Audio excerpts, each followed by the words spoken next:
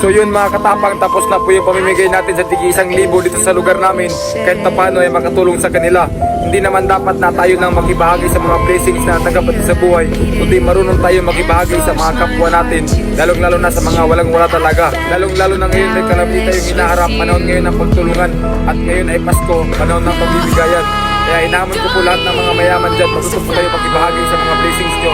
Huwag nyo lang isipin kung bakit kailangan nyo pong tumulong sa mga kapwa natin, kundi isipin nyo lang na may Panginoon tayo na nakatingin sa atin. Mapabuti yung puso mo at marunong ka tumulong. Panginoon ang bahala sa'yo.